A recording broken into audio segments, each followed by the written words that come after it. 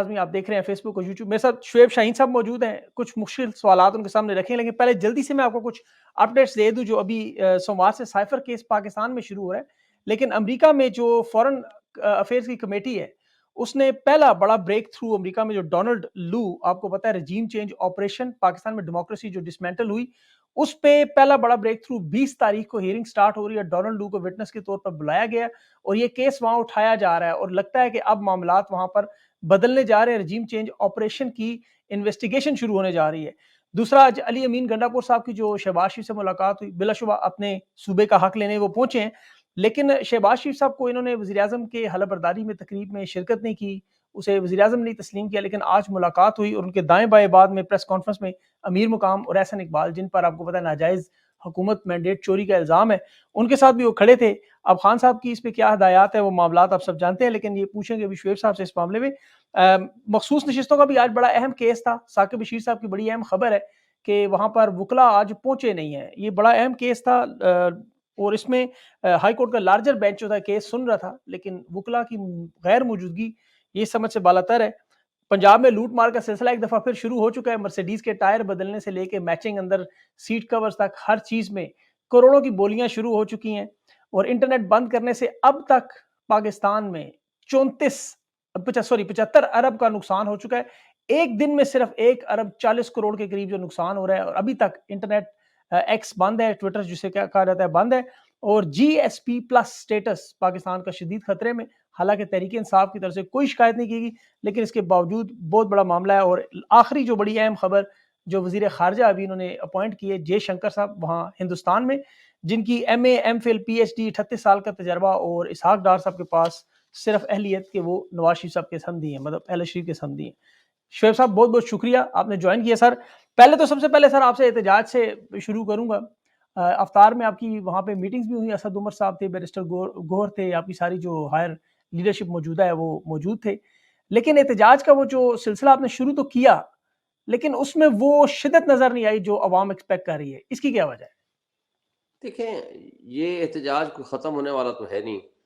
मैंने पिछले इस्लामाबाद में 3 दफ़ा बड़े एहतजाज कराए हैं और 2 FIRें भी कट चुकी हैं मेरे ख़िलाफ़। मगर इस सब जी कुछ जी के बावजूद हमको पीछे हटने वाले तो है नहीं।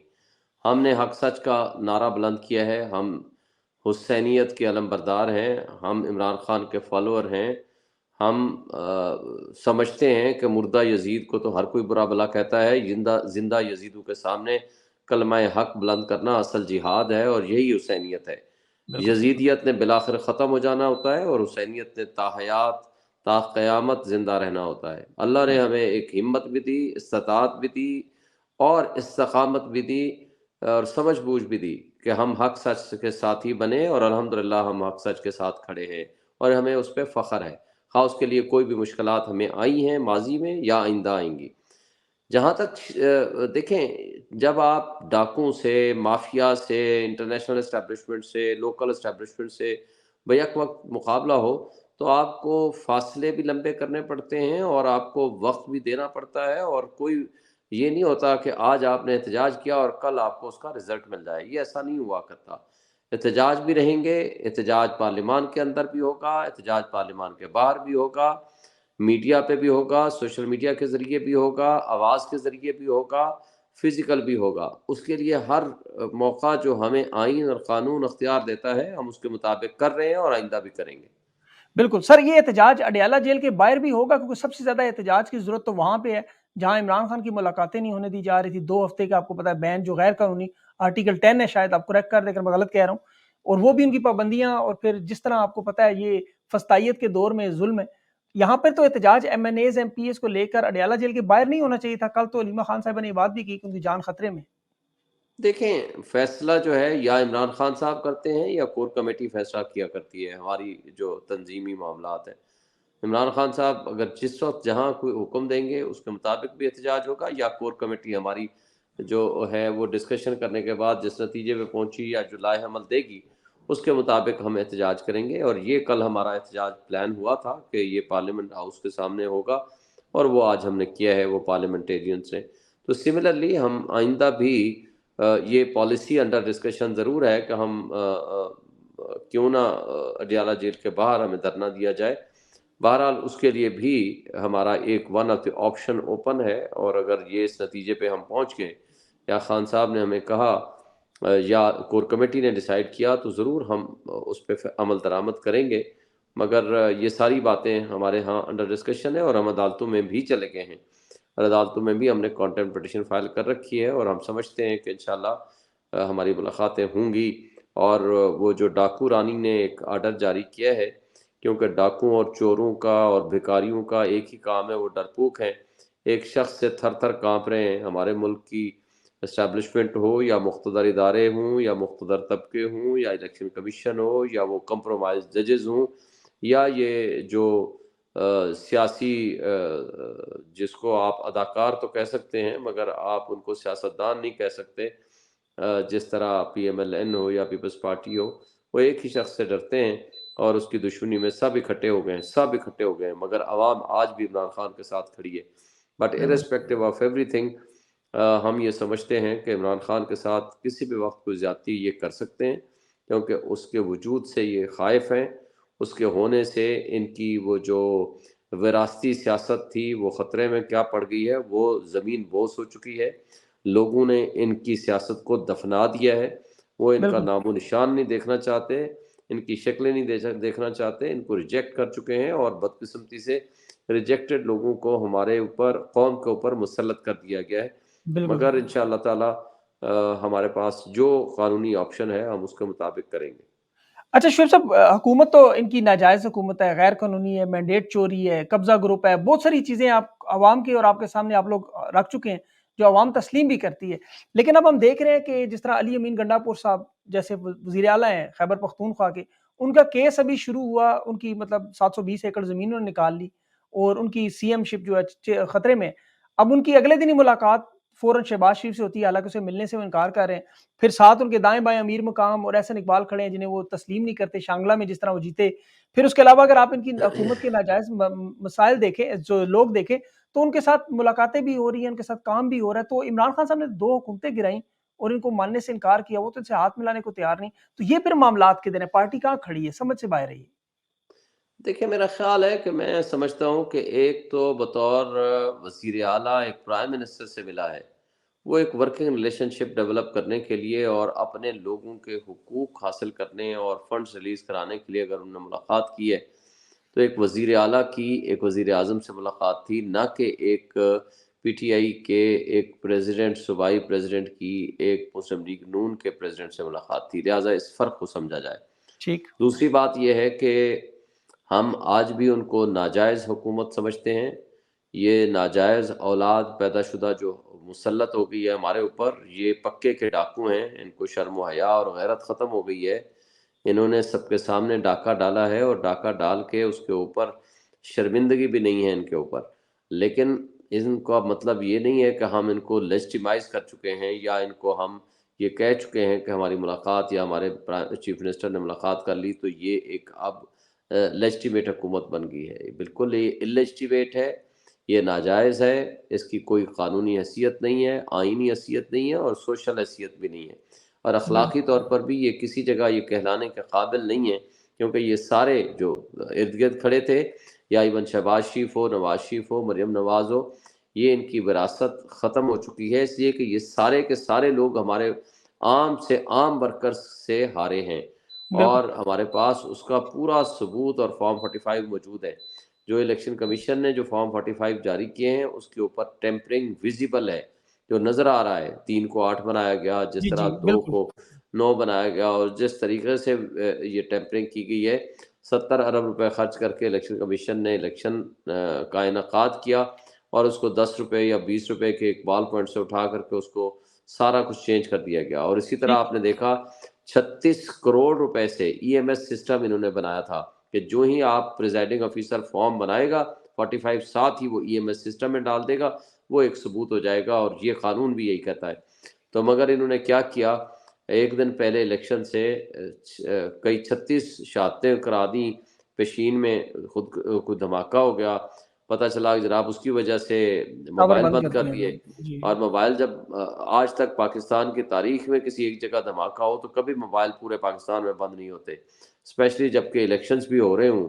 और ये दुनिया की तारीख का अनोखा मुल्क है, जी, जहाँ इलेक्शंस हों और कम्युनिकेशन के सारे रास्ते, नेट भी बंद है, मोबाइल भी बंद कर दिए गए। बिल्कुल। ये बेसिकली जी, इसको रोकना मकसद था, ताकि इलेक्शंस में जो ईएमएस सिस्टम के ज़रिए जो भी प्रिजाइडिंग ऑफिसर वो फॉर्म 45 उसके अंदर डालेगा, फ़र्ज़ करो ये जो भी चोरी करेंगे, तो एक ही वाहिद हल था, हम कहते जी ईएमएस का सिस्टम निकाल दें।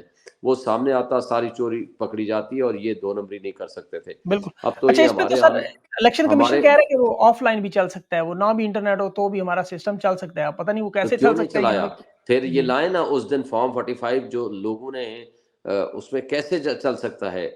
बात ये है कि मोबाइल आपका बंद है, आपका नेट बंद है, लोगों ने अगर फिर भी भेजे हों तो ईएमएस सिस्टम में हमें एंट्री दी जाए ना, हमें बताया जाए, हमें पता चले कि वो लोगों ने अगर डाले हैं, जो फ़ोटो बना के डाल दिए, जब भी नेट ऑन हुआ, वो ऑन हो गया होगा, तो मगर फिर उसका निकालें ना, क्यों नहीं निकाल रहे? वो क्यों नहीं बिल्कुल, किसी को बिल्कुल। एक्सेस दे रहे? तो इसकी बिल्कुल ठीक। बेईमानी सामने नज़र आ रही है।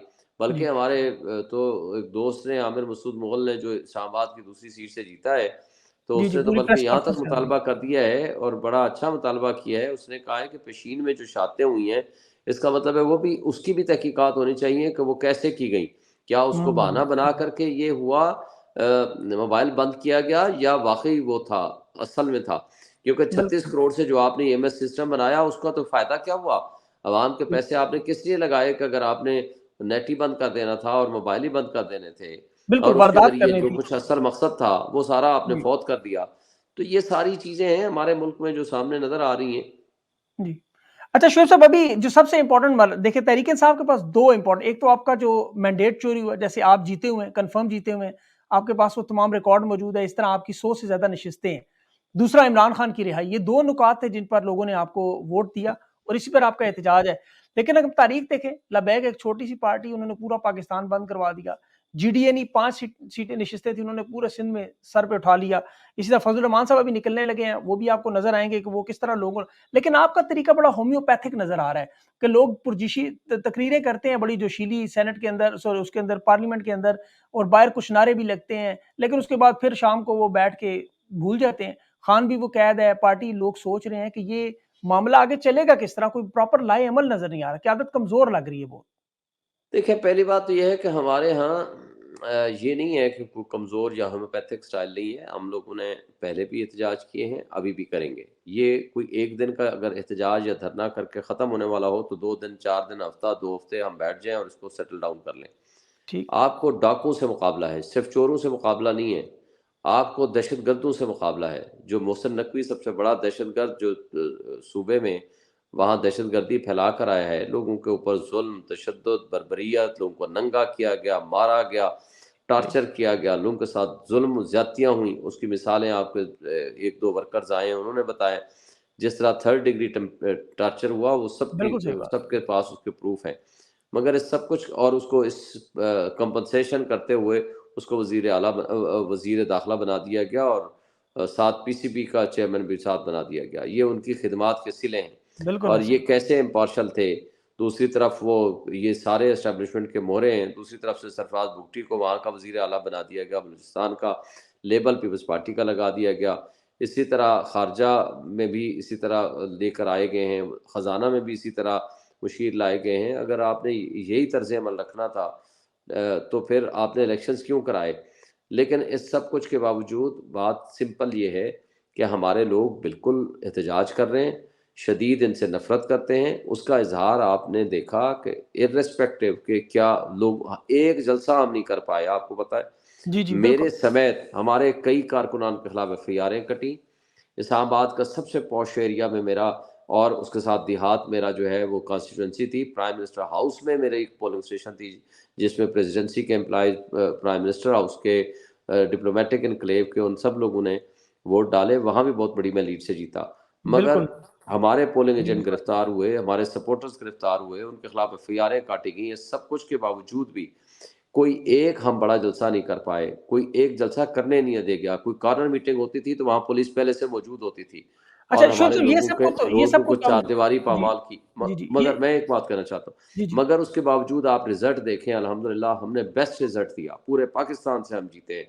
तो इसलिए ये नहीं कह सकते कि हमारी लीडरशिप पब्लिक में नहीं है या फील्ड में नहीं है। इमरान खान के विजन के साथ कौम खड़ी है, लोग खुद निकलते हैं, लोग हमारे साथ खड़े हुए हैं। मगर बिल्कुल। हम अपने वर्कर्स को एट द मर्सी ऑफ ये जो दहशतगर्द हैं या ये जो माफिया है या ये डाकू हैं, उनके रहमो करम पे भी नहीं छोड़ सकते।